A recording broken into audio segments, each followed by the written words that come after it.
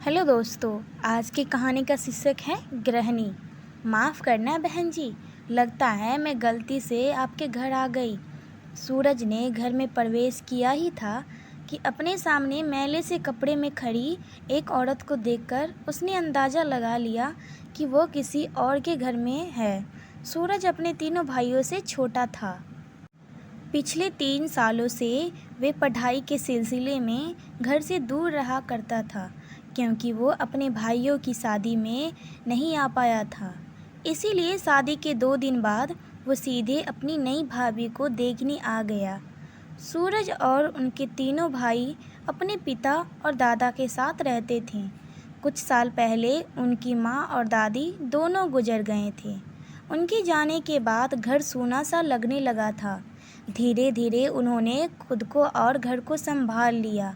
चारों भाई अपने अपने हिस्से का काम कर लेते थे। कोई बर्तन धोता, कोई खाना पकाता, कोई साफ सफाई कर लेता और कोई कपड़े धो लेता। कुल मिलाकर वक्त अच्छा कट रहा था, किंतु सभी को घर में हमेशा कोई कमी नज़र आती। जैसे जैसे वक्त गुजर रहा था, घर का खालीपन बढ़ता जा रहा था। चिड़चिड़ापन तो मानो सबका स्वभाव ही बन गया था।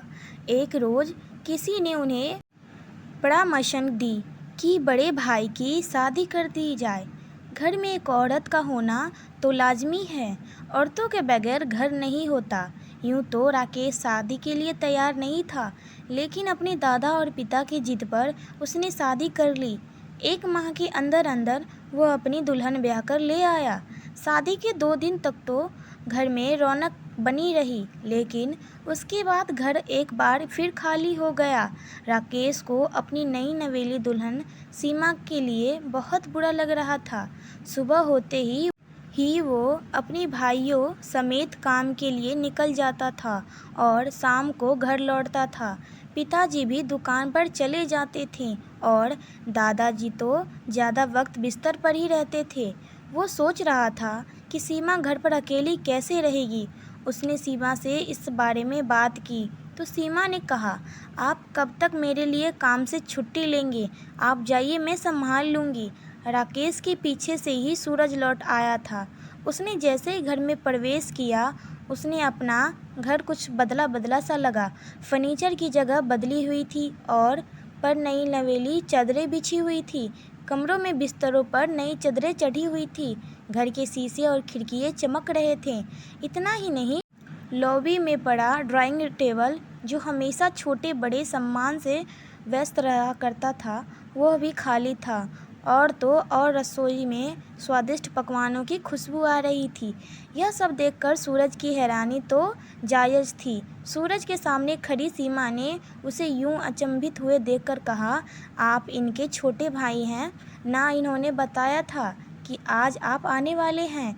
आइए देवर जी, यह आप ही का घर है, कहकर सीमा मुस्कुराने लगी। सूरज को आश्चर्य हो रहा था कि उन मैले से कपड़ों में उसकी अभी अभी दुल्हन बनी भाभी थी। सूरज को अपनी भाभी पर तरस आ गया रहा था। उसने अपनी भाभी से इतना काम करवा अच्छा न लगा और वो बोला, भाभी, आपको इतना काम करने की क्या ज़रूरत थी? अभी आप आराम कीजिए, आप अभी अभी तो इस घर में आई हैं। देवर जी, आप तो मुझे घर से पराया मत कीजिए, सीमा ने एकदम से कहा।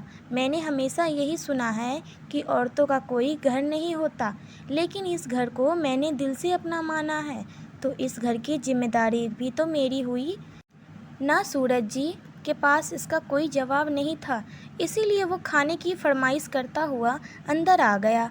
शाम तक बाकी के सदस्य भी घर आ गए। सूरज की तरह वह भी बेहद अचंभित हुए। दादी और माँ के गुजरने के बाद आज पहली बार उनको अपना घर इतना सुंदर लग रहा था। इसका कारण घर का बदला हुआ हुलिया नहीं, बल्कि बदला हुआ माहौल था। सीमा के आने के बाद उस घर में काफ़ी परिवर्तन आ गया। घर का माहौल खुशमिजाज सा लगने लगा। एक बार फिर घर के सदस्य खुलकर मुस्कुराने लगे। दादाजी अब सारा दिन कमरे में नहीं रहते थे, बल्कि सबके साथ बाहर लॉबी में बैठते थे।